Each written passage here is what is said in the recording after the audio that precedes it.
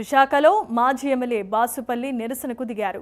Dhaba gardens ప్రభుత్వ పాఠశాలకు ఆనుకుని ఉన్న 10 కోట్ల రూపాయల విలువైన ప్రభుత్వ భూమిని ఓ కార్పొరేటర్ భర్త కబ్జా చేశారంటూ మాజీ ఎమ్మెల్యే వాసుపల్లి గణేష్ కుమార్ ఆరోపణలు చేశారు. తక్షణమే అధికారులు స్పందించి భూమిని ప్రభుత్వము స్వాధీనం చేసుకోవాలని విజ్ఞప్తి చేశారు. ప్లకార్డులను చేతబట్టి నినాదాలు చేశారు.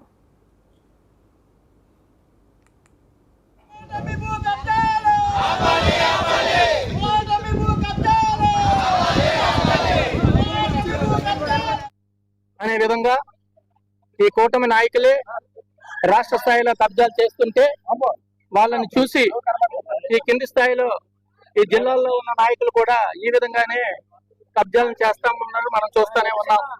ఎందుకంటే ప్రభుత్వ భూముల్ని పరిరక్షించవలన ఒక కార్పొరేటర్ హోదాలో ఉన్న వ్యక్తే ఈ రోజు విశాఖపట్నం నగర నడిబొడ్డున ఒక 500 గజాలు స్థలాన్ని, ఇక్కడ గజం ₹1,00,000 ఉంటే రామారామి 10 కోట్ల రూపాయల స్థలాన్ని కబ్జా చేసి ఆయన సొంత పేరు జీకే ఫౌండేషన్ అని చెప్పి ఆ యొక్క కబ్జాకి నామకరణం చేసి అక్కడున్న యువతకు ఏదో వ్యాయామం అని చెప్పి ఆ ఒక్క ముసుగులో డబ్బులు ప్రభుత్వం ద్వారా డబ్బులు వసూలు చేస్తూ ఈ యొక్క ముసుగులో ఈ యొక్క కబ్జాని చేస్తుండడం మనందరం చూస్తా ఉన్నాం.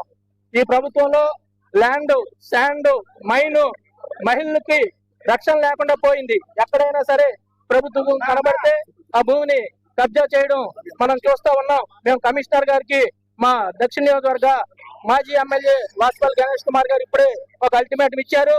స్పందనలో ఇక్కడున్న మా మాజీ కార్పొరేటర్ రాము గారు ఇచ్చిన ఫిర్యాదుని మీరు తక్షణమే స్వీకరించి దాని మీద చర్య తీసుకొని ఈ యొక్క జీకే ఫౌండేషన్ పేరుతో ఇక్కడ నడుస్తున్న ఈ ప్రభుత్వ భూమిని జీవీఎంసీ వారు హ్యాండ్ ఓవర్ చేసుకోవాలని చెప్పి మేమందరం కోరుతున్నాం. కబ్జాకి ఏది కూడా 1000 లీటర్ల ఓవర్ ట్యాంక్ ఇది.